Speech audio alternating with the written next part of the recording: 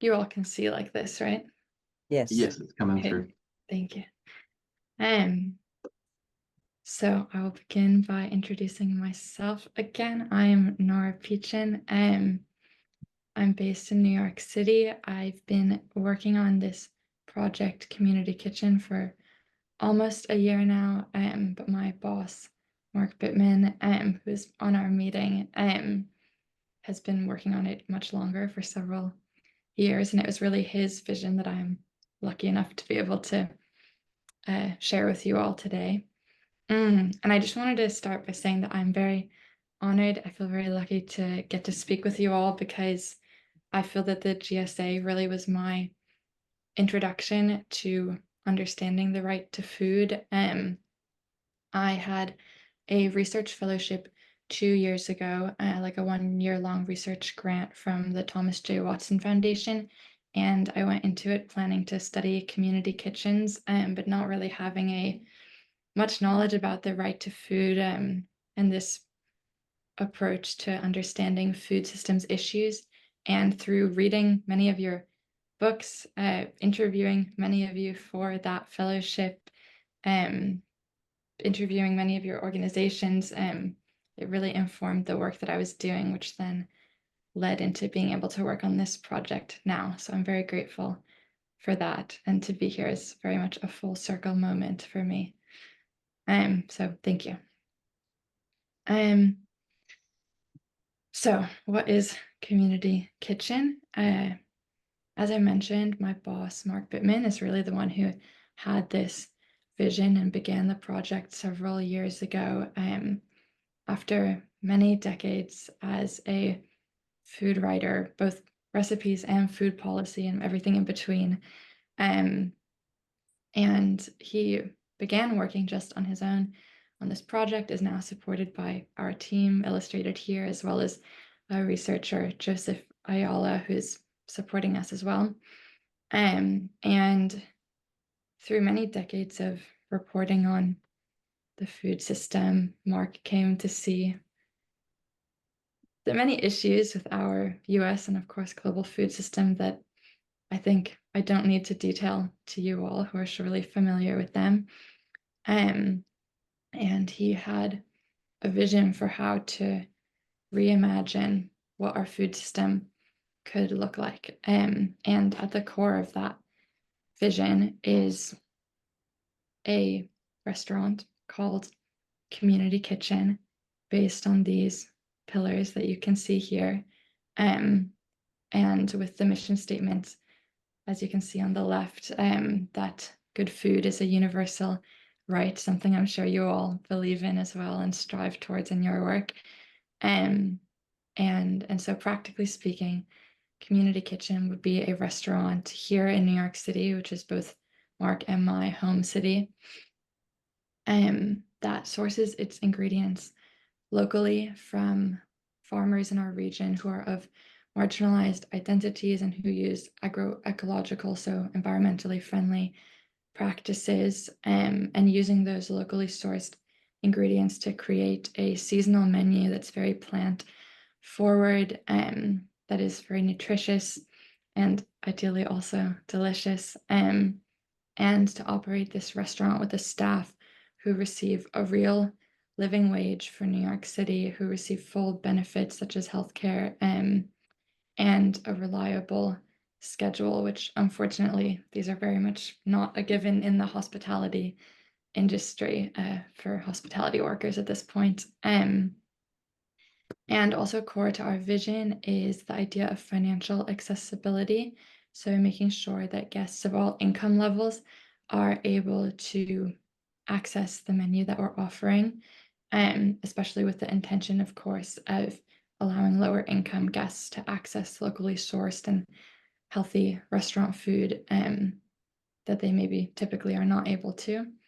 And in order to do that, we are currently researching sliding scale models, through interviews and analysis of organizations across the country and the world that operate on a sliding scale pricing model right now. So we're working to design exactly what our sliding scale model will look like. So whether that's, for example, suggested price points or a price range, but something that, of course, is based in dignity and empowerment for the guests, and that allows the menu to be financially accessible to anyone who comes in. So this is really the core idea of what Community Kitchen will be, with the intentions of being able to make, as I mentioned, local and healthy food more accessible to people who are lower income, and creating a circular economy where we're investing back into our workers, into the local agriculture around New York City, and of course, where we are cognizant of and working to address many of the racial and gender injustices that are inherent in our current food system. And of course, again, by supporting local farms that use agroecological practices, our intention is to have a positive environmental impact. And then in addition to some of these visions for our direct impact on our immediate community, we also have this larger dream that has to do with public restaurants or publicly funded restaurants, which Irina from Nourish Scotland, I'm sure you're very familiar with this, given that you all are currently working on a public restaurant project. So essentially the idea that as so many public goods from education to agriculture are subsidized by the government, so too should restaurants be subsidized. And in order to do this, there's sort of several strategies that we'll take to support the creation of public restaurants, and generally a rights-based food system. So firstly, by offering an open source model from our work, will allow organizations or communities who are inspired by Community Kitchen across the country to replicate what we're doing. So whether it's our financial model or the research we're currently conducting on sliding scale, or anything within these categories, offering an open source model of the work that we're doing, and actively trying to support other organizations to work towards similar impacts and goals as Community Kitchen. And then in addition, in terms of expanding our reach, we have the goal beyond New York City of opening 2 additional Community Kitchen units somewhere across the country. And all of this works towards being able to generally expand our reach and our impact such that we can then do policy advocacy off of our model, to advocate specifically for government funding of public restaurants, but also generally for advocacy, for policy that supports the right to food in whatever form that might take, food or economic policy. And in addition to these first 3 steps, an additional principle that will help us to achieve our vision is to work in collaboration internationally with other practitioners and advocates and supporters of public restaurants, which has included thus far working with Nourish Scotland and learning about their public restaurant work, and meeting with folks in Brazil about the popular restaurants there. I had reached out, in fact, to the GSA to ask for suggestions of folks both in Brazil and in Mexico, where they have their social cafeteria, social canteens that are also government subsidized.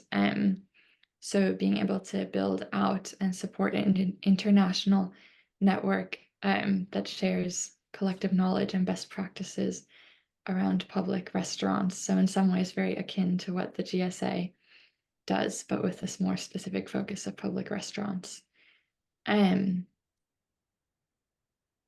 So to share a bit more detail of what exactly we have been working on in the past months and what is to come for the next few years, as I mentioned, our team has been researching sliding scale models. We've also been trying to hone in on a specific site for the first restaurant in New York City And in order to make that happen, we have been reaching out and trying to establish community alliances to understand local interest in different neighborhoods in the project, and of course, receive feedback and input on the project. And we're currently in a fundraising push, as you can see.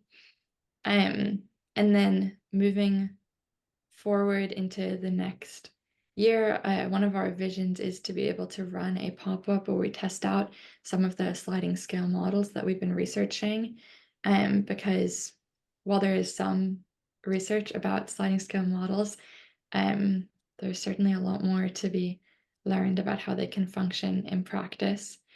And again, another core thing of the next coming months is to continue to solidify community partnerships and establish a formal partnership council, because again, one of our values as Community Kitchen is certainly to be able to build on and amplify work of organizations, whether in the US or internationally, who are doing similar work, so that we're not duplicating or stepping on existing work. So the goal would be in 2026 to be able to open our first New York City location, and then over the subsequent 2 years to open 2 additional restaurants, and through that time to be working on all of these impact areas that I shared earlier, and ultimately be able to do policy advocacy using the model that we've created to show what a public restaurant can look like, how a restaurant can be an essential community service, and how it can help promote the right to food. And as I have mentioned, we've worked with Nourish Scotland. We've been lucky enough to work with and receive advice and input from so many incredible organizations, even going beyond this one slide. And that's been very essential to our development as a project. And then also acknowledging many of the amazing advisors who have helped Mark through the years, even before he had built out the team that I introduced on our very first slide. And again, the list extends far beyond these folks. So many people have supported the project and offered advice that has helped shape the vision. So I just wanted to acknowledge that.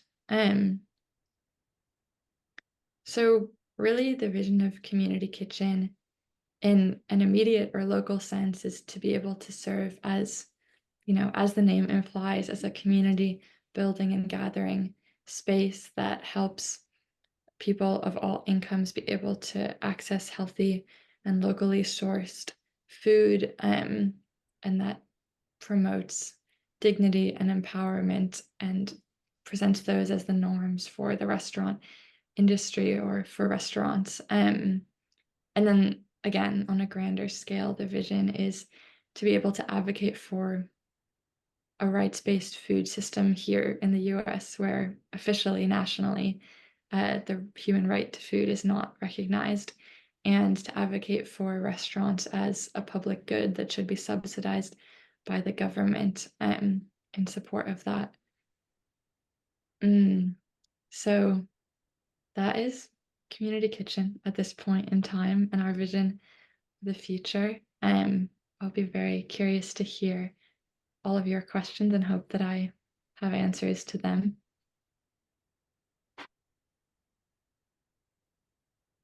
Where was that photo taken? This is AI. It's not a real photo. Oh. It's computer generated.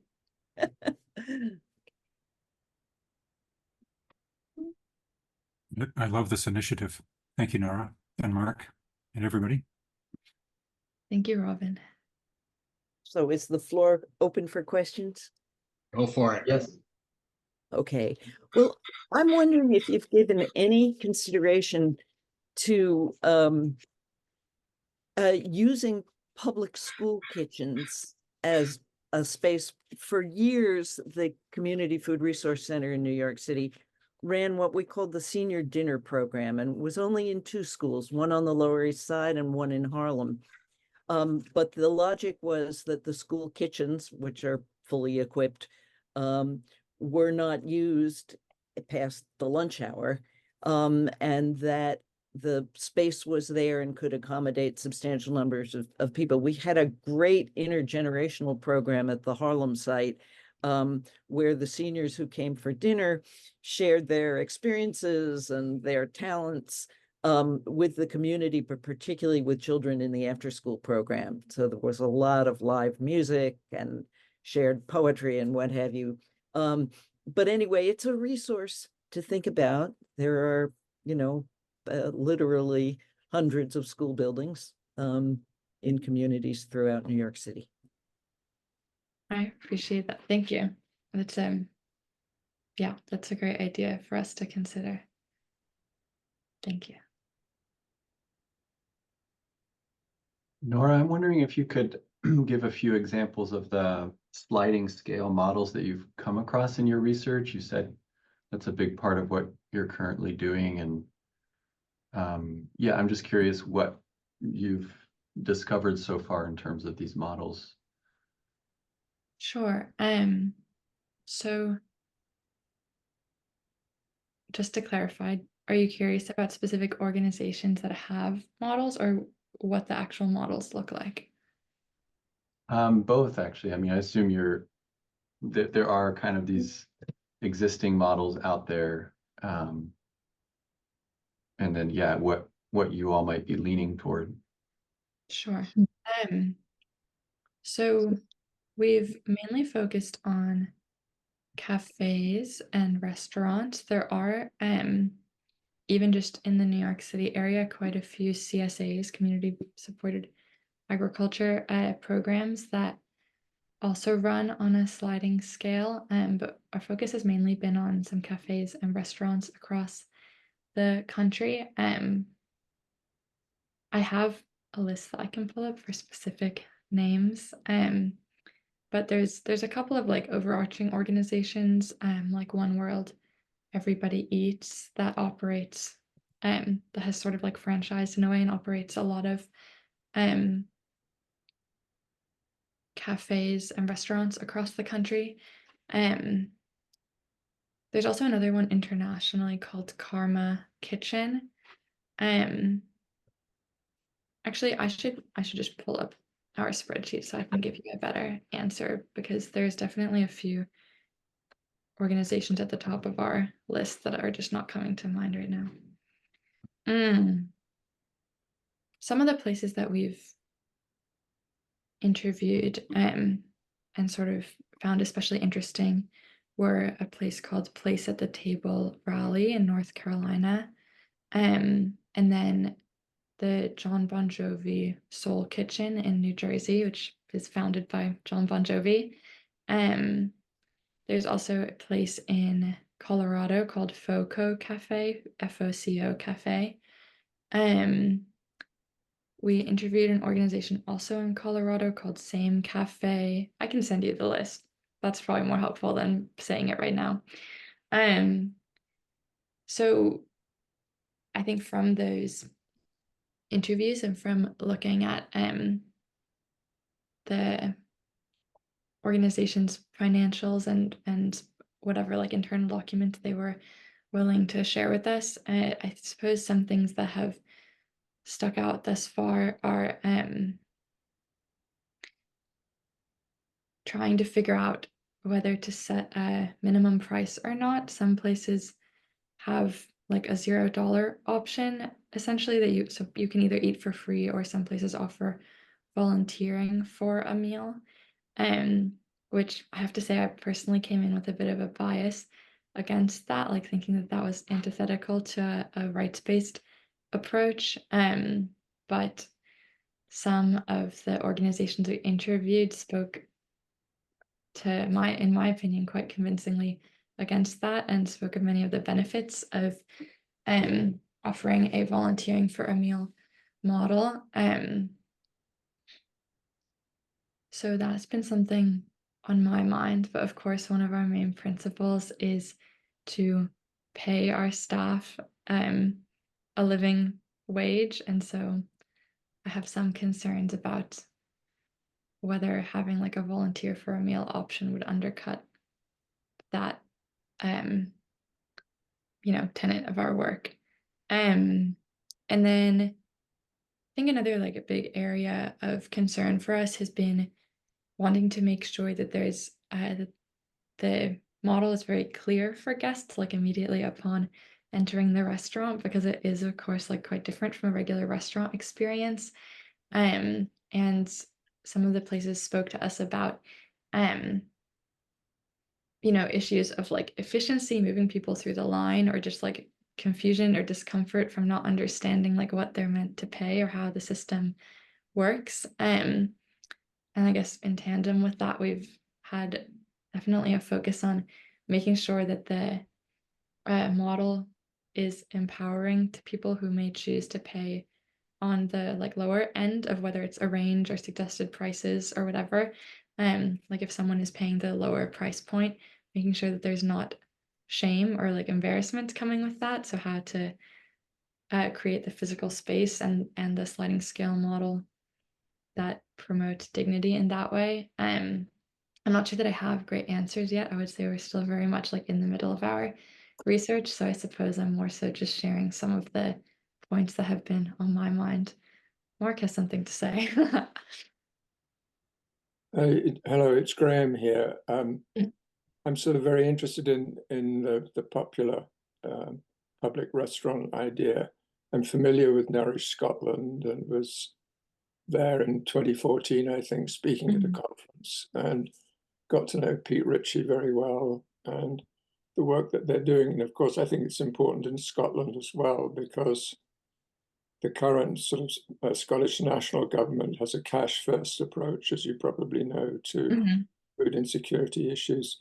So I'm actually, but the other thing that sort of interests me about the public restaurants is in World War II, and maybe you're familiar with this, the Minister of Food, who was a man called Frederick Marquis, who went on to become Lord Wilton, who actually was a conservative. He wasn't a Labour sort of left-wing politic, didn't become. He was actually really a businessman.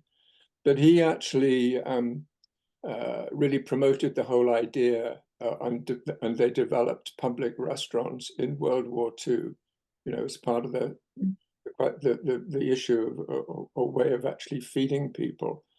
And if my memory serves me correct, they actually had a set price for a 3-course meal that you could have at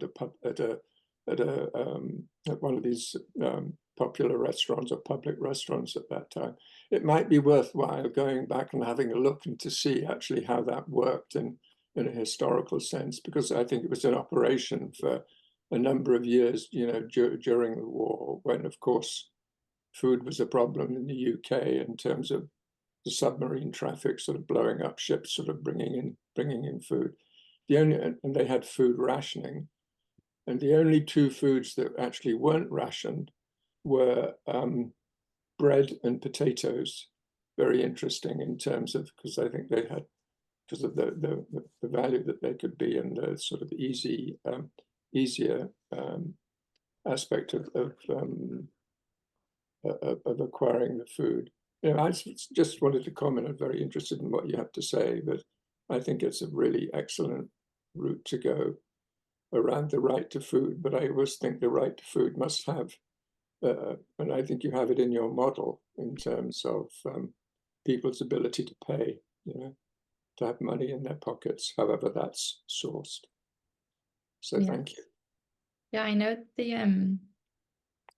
I believe the popular restaurants in Brazil and also the social cafeterias, these are my like rough translations, in Mexico, I believe they both are a set low price, but they both have government subsidization already. Yeah.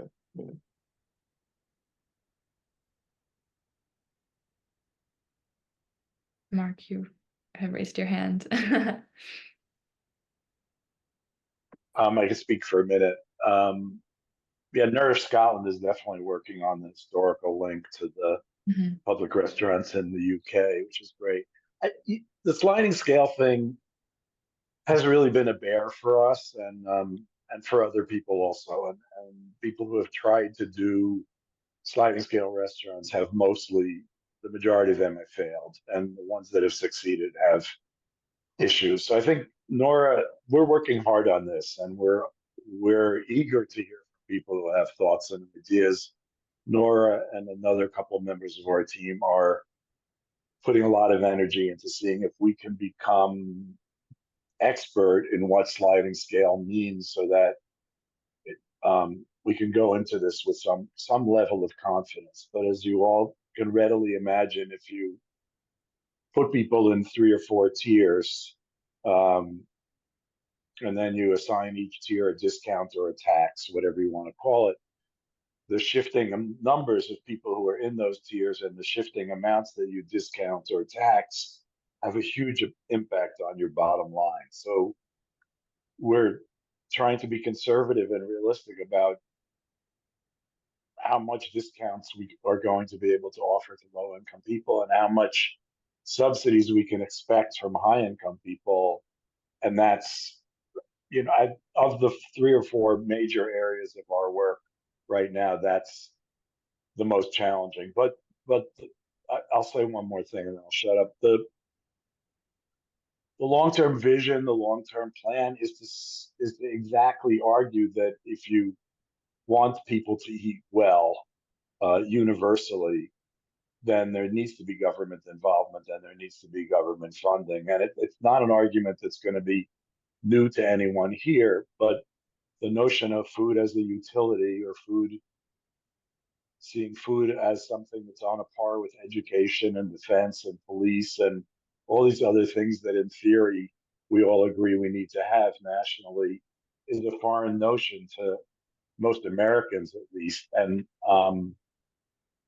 I think the big term goal of Community Kitchen is to be able to say that stuff out loud and be able to talk about that publicly. So okay, that's it. Thank you. Alana, I think you were next.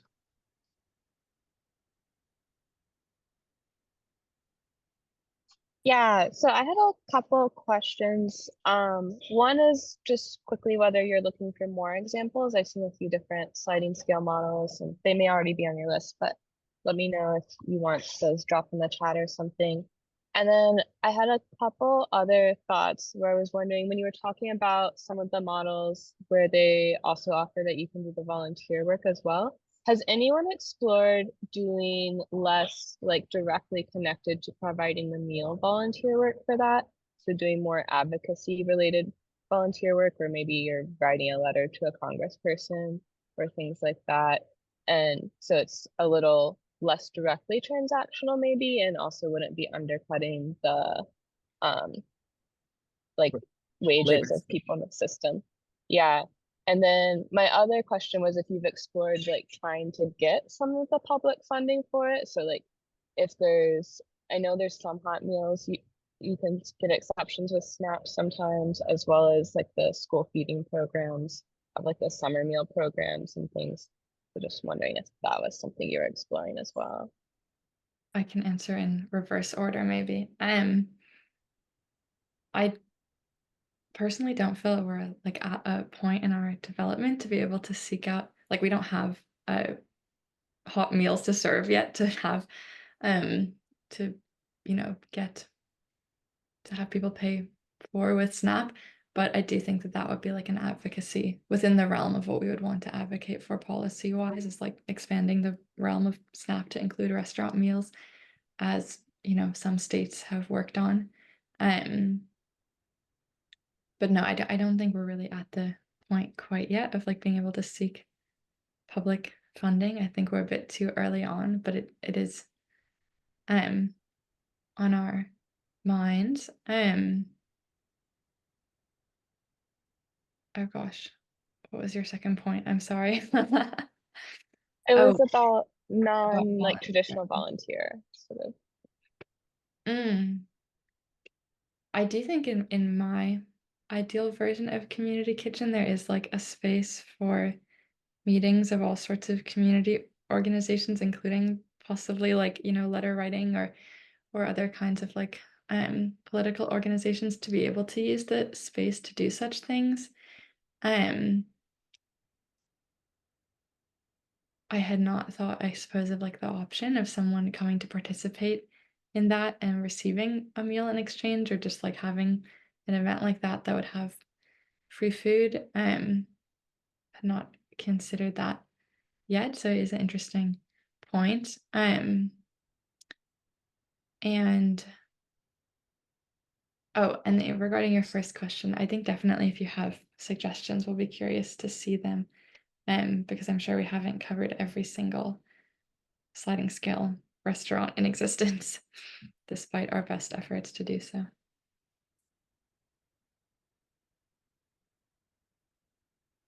Thank you. Samhak, you had your hand up. Yes, it's not really a question, but I wanted to give a short testimony about an experiment in French, which is called Les Petites Cantines.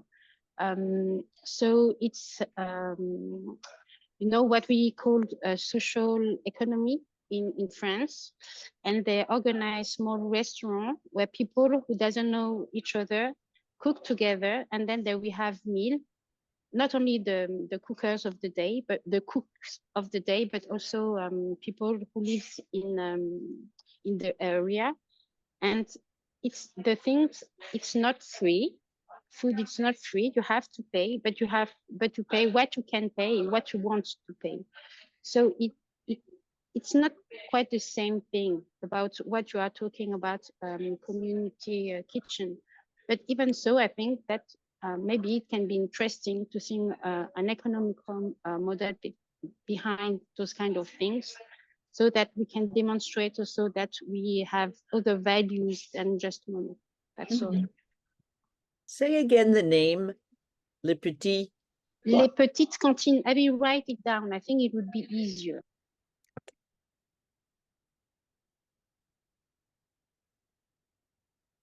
Thank you. Thank you. Yeah, that's it. Thank you. I will look into it. Paul? Yeah, thanks. I found that really interesting.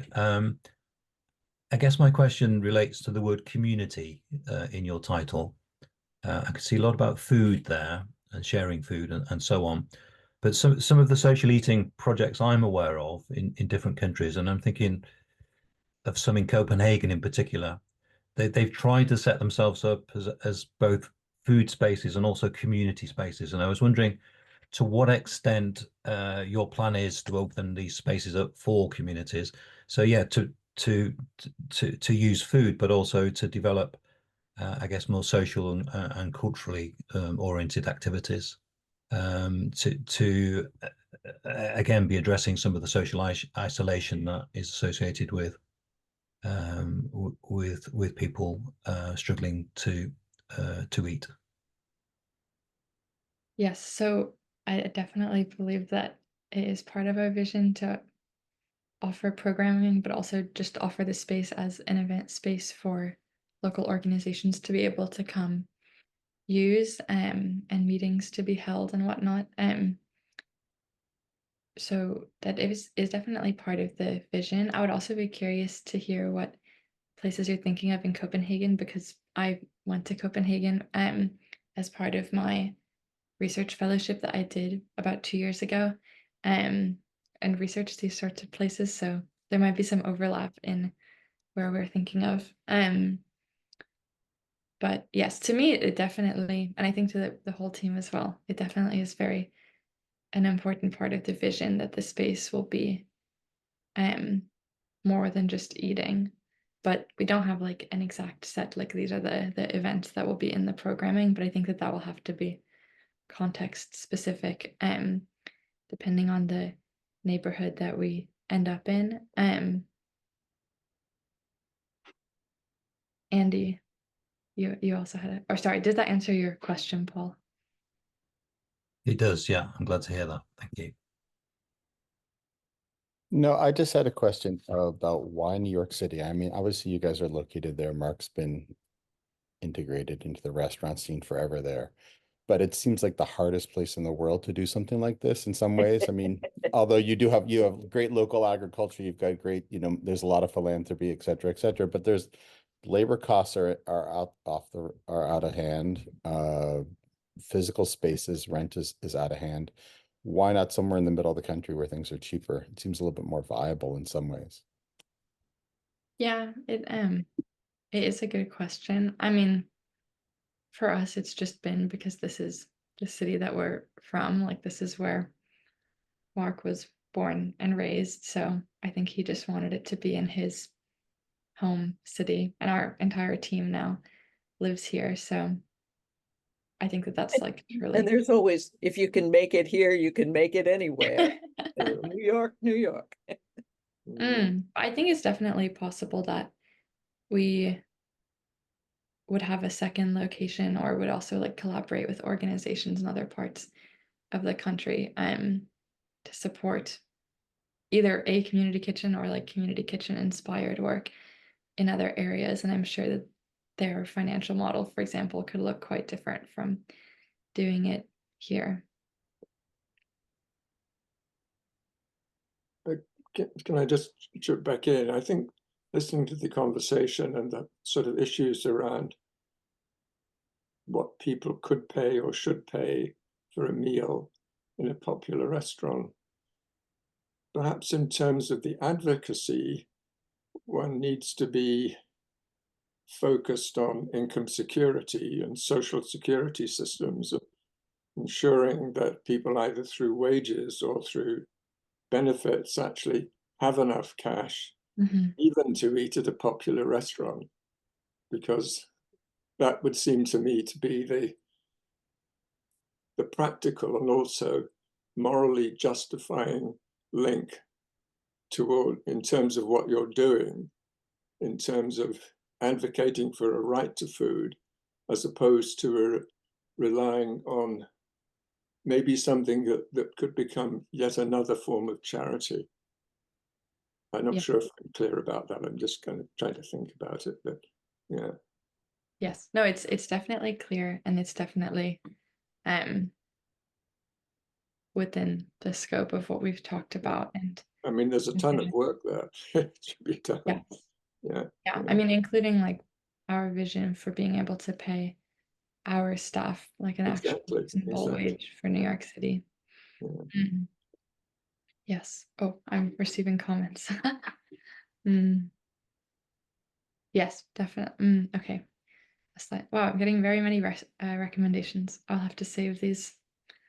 Thank you, Alana, David, Juliet, Somak. Okay. Irina had her hand up. Hi, thank you, Nora. Nice to see you again. I just wanted to ask about how you are kind of like planning to be for the kitchens to be funded.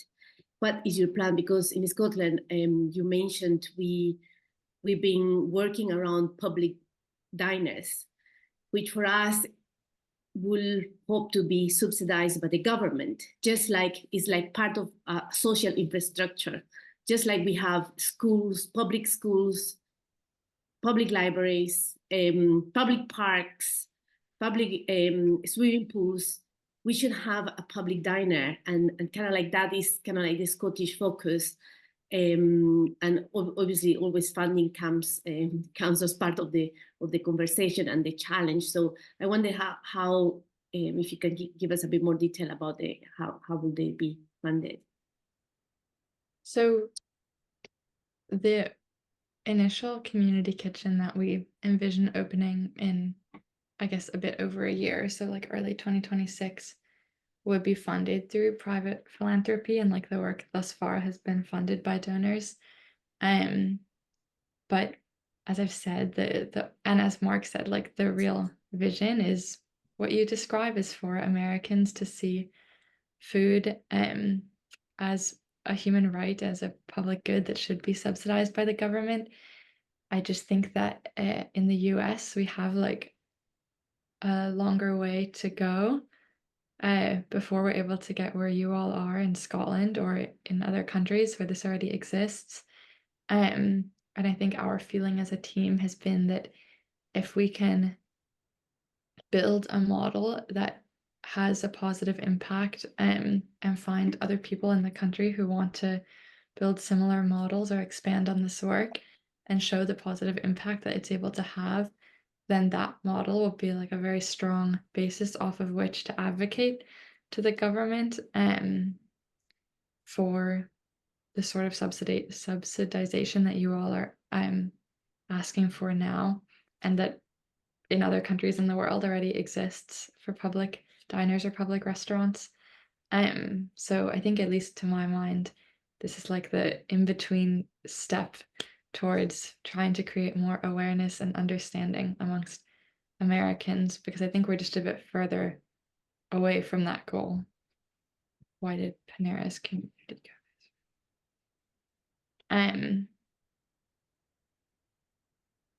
Should I answer Andy's question? Why did Panera's community cafes fail? Sure. We haven't been able to speak with them, but from reading about the community cafes, the pay what you can cafes that Panera ran, one of the core reasons that they cited, and that other cafes have spoken to us about struggling with, is that the models are predicated on having people pay across the range of price points, and cafes found that, like, once they're known as a place where you can pay less, that most people would come and pay less regardless of like what their income is or what they're able to pay. Like, people will typically end up choosing the lower price points, and so essentially the project becomes not financially sustainable. And I think that I believe that Panera, like in the articles I had read, they had also spoken about some of the issues of, like, I guess, stigma, or essentially like the feeling that people might not feel comfortable going to eat somewhere that they view as being like a soup kitchen, or a place where people who are living in poverty are going to eat, like because of negative stigma around those things. So I think, in my mind, those are like some really major challenges to overcome: how to create positive environment. And again, like, if our model is based on the idea that people will pay across a sliding scale, how to have people of all income levels come in. And again, I think in my mind, I also see that as an interim plan. Like, in this ideal world where the government subsidizes us, we would be able to, Graham, as you say, just offer one set extremely low price for the meals. But given that I think it will take a long time to reach that point in the US, the vision right now is that in a city with so many wealthy people, there would be people who would be willing to come and pay that higher price point, or to donate, like, independently of coming in to eat, to support the project.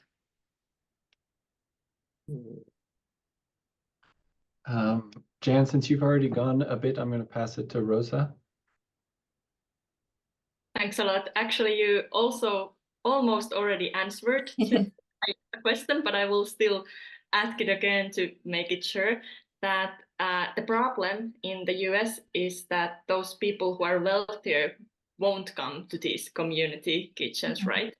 Because in Finland, I have done ethnography in our community kitchens, and the problem, even though they are restaurants and public restaurants, and the people who come there are not recipients, they are customers, but they don't identify themselves as customers because they are still feeling the stigma of being among poor people in poor restaurants. So it's they are like, because they are saying it's more like an euphemism to sort of represent them as a customers, when it's not a real restaurant, like with diverse groups of people, like in those AI pictures where they try to get money for the thing. So is there this kind of critical aspect also in your models or a problem to solve.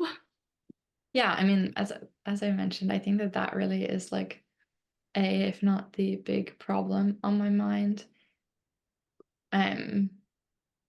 I think like in a project like this, whether it has a sliding scale or just a low price point is like, I guess we'll write those two questions of like how can we fund it in the absence of government subsidization, since it's meant to be a model that ultimately would operate with government subsidization, if our ideal and dream can be achieved. And then also, yes, like how do you overcome these stigmas? And again, I think like the idealistic response is that we would be able to overcome the stigmas and people would want to come in and would feel compelled to pay more money if they're able to. But maybe the more pragmatic answer is that it's, you know, like most pessimistic version is maybe it's not possible and it shouldn't be a sliding scale model, in which case, like, what is the alternative? So these are definitely questions on my mind. As you can tell, I don't think I have the answers yet. We've been working to do the research and think through these things. And to some extent, the project may be like a testing ground even after we've done the initial research, because of course there'll always be like context specific factors that you can't plan for. So if we open a sliding scale restaurant in a neighborhood that's never had one, you can't predict every single outcome. But I am very open to such questions and any input or opinions on what the best way to operate would be, because at least to me, I still feel very open-ended about it. Maybe some of my teammates feel more convinced that a certain sliding scale model or a different or another one or the other will work. So in any case, all of that to say that I'm very open to input on this because I think it's a really tough question. Robin, you had a comment or question?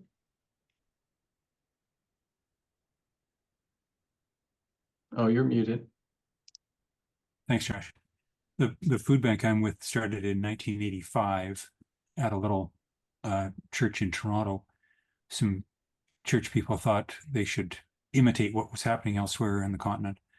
They had no way of knowing that 40 years later it would be the size it is, or the complexity, or have the budget it does, and that the charity model would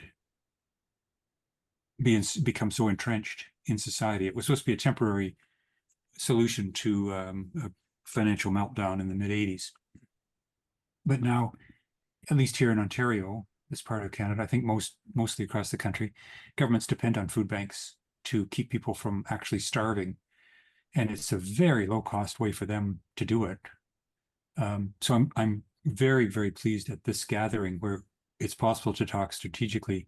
If something like community kitchens are just getting off the ground, this is a beautiful place to think way ahead about the foundation for them as an answer to food insecurity and community and solidarity and so on. Obviously, political cultures vary from Scotland to New York to Canada to elsewhere, but the historical models I love, and the chance to think well in advance about what we're creating and why and how to involve the whole society is beautiful. 17 or 20% of Canadians give to charity. So anything that's supported by charity is very inequitable to start with. On the other hand, it has tremendous freedom. It's not governed by policy from legislatures and politicians and so on. So it's kind of pro and con thing, but it would be better to go into a new model with eyes wide open. Thank you, Thank you. Rob. I appreciate it. Emily? Yeah, hi everyone. Thanks, Nora. This is really interesting and it's also great to listen. I think it's the first time in a while we're getting kind of fired up about something, so it's cool to listen to everyone's perspectives. And something that I'm thinking about is I feel like some of the questions that this like experiment is bringing up is like some of the, for me, like the key questions when we think about how do we transition to right to food or human rights-based models of whatever, because it's hard to, when we have like, when, especially in the US, when we're in such a like very clear capitalist model and we want to transition to something different, and like our charity-based model into something different. And something I've been thinking about, and I wrote it in the chat, but I figure I would say it, is we've had a lot of these conversations in the past with like the CSA, I don't know, movement or CSAs also, around like sliding scale models or solidarity shares and all of these kinds of things. And the same problems came up because one of the things that we realized was that the only way this worked, what the question is whether or not it was transformative. Because the only way it worked was because if the wealthy people participated and willingly redistributed their wealth. And it didn't always work. It wasn't dependable year by year. It also demanded sort of like a wealth, I don't know, like having to prove one way or the other, whether your need or your wealth. I mean, it just created a lot of issues, but it's made me think a lot about what does it mean to scale up solidarity. And I think Mark said it before he left, but I was really happy when he said like, yeah, but this is not the way to move forward in a long term. So I think, yeah, I guess as you get started, I would think in the very beginning, before depending too much on wealthy people to be the investors, to think about where can the public from the start be the investor. And maybe it has to be on a smaller scale and shifting towards that into the model. But I know, for example, well, she's not here today, but we have, or maybe, sorry, I'm getting spaces mixed up, but I know in the US Right to Food work, we have strong participation of New York City, and people from the mayor's office who are really committed to public change. So I think there might be some surprising interest from the government space as well to actually buy into this a little bit differently from the beginning. And I think that's the model we need in the US, is like from the beginning, a public interest, and really not just a community kitchen, but a public kitchen. And I think that public word is something that from countries who have a very big allergy to human rights, we need to emphasize more, because the public is shrinking so much in the United States that to sort of have that ownership and that like responsibility and accountability there from the government, I think would be really interesting. And so I think it's cool that you're also thinking in that direction and what it could mean to use entitlement programs and other sort of subsidies. I guess it wasn't really a useful comment, but just my thoughts that I'm No, it's all very useful. And I think because my thinking on like these topics before ever joining community, this project was shaped like by interviewing all of you and reading your work. I think that what you are saying very much resonates with my thinking on this.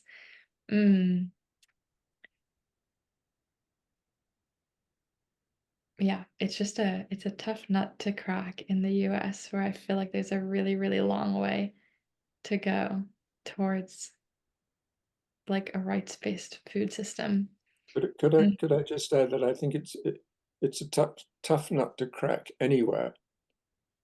But when I think about World War II, I think the context, of course, is different, because I think, and I can just talk about the UK, because I think at that point, there was a sense that everyone was in this together, you know, rich, poor, middle income, whoever you were, men, women. I mean, there was a fight for survival, right? And so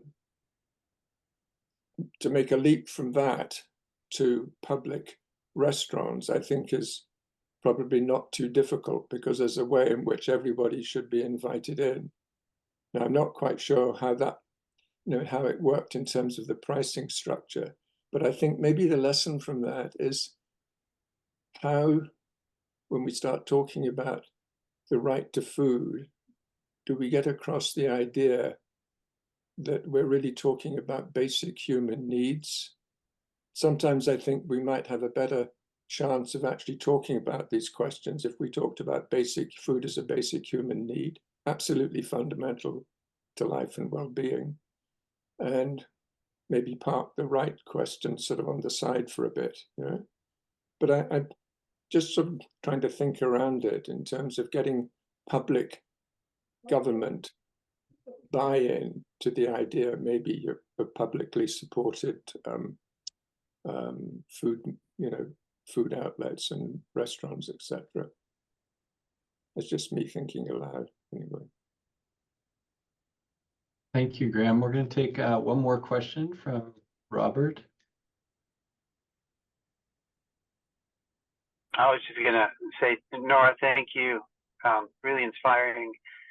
I'll just share from my own experience and my own failures around this work that, and to Emily's point, that, I worked at a food bank in Tucson in Arizona where we were really trying to disrupt the business model. And we relied on, I think, private donors to help us with that.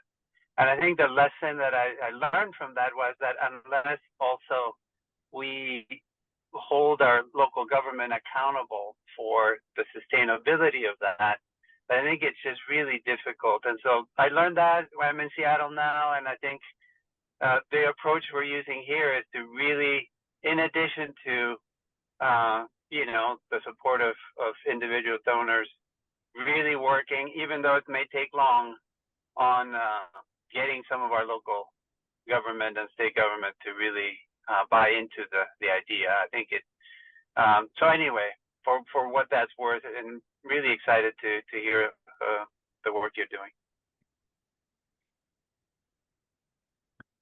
Thank you, Robert. Yeah, and I think us connecting you to that New York City Mayor's Office person, I forget her name right now, but I think she'd be really interested in having a conversation with you.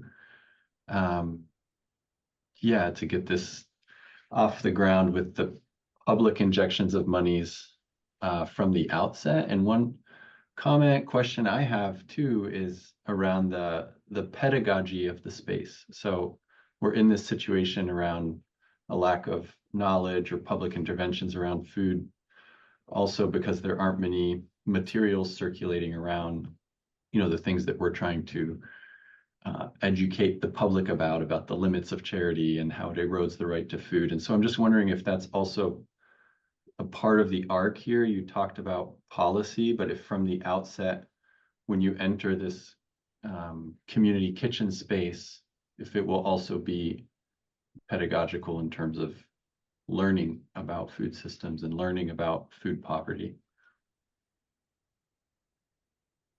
Yeah, that's a really interesting question. And thank you also, Graham and Robert, for your comments just before. I don't think that has been in our vision thus far. It feels to me like a new idea in terms of what we've been talking about. When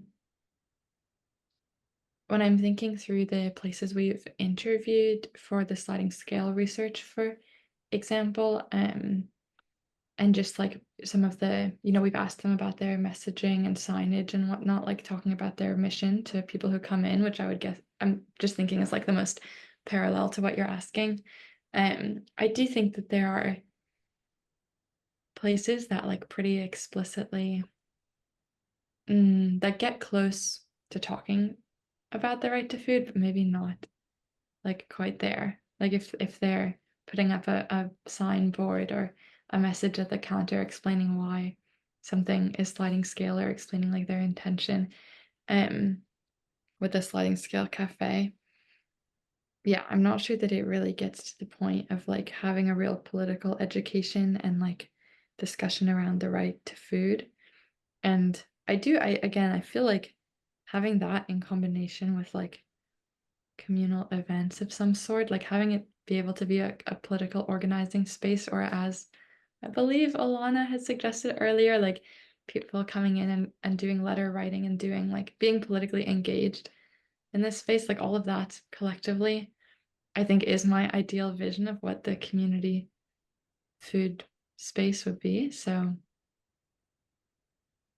yes, it's definitely something to keep in mind in terms of envisioning what it should be. And we actually, I'm like just emailing with Aura Kemp right now, and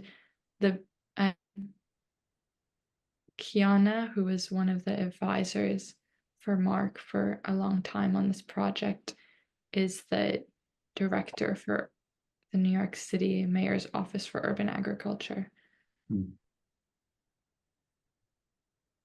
Yeah. Yeah. It's great you're already in touch with them. And yeah, thank you everyone for your great questions. And I'm sure Nora's leaving with a lot of follow-ups. Maybe Yeah, more than feel you free can to follow up with me. hoped Please send me for. your thoughts. But yeah, so I'm going to stop the recording now and we'll just go into some of the other GSA business.